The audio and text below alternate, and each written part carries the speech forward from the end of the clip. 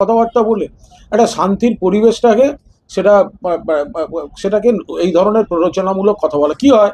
Social media এটা এলে এবার এখানকার কিছু লোকও তার তো উত্তর দেবে। তো এইগুলো করে কি লাভ আছে?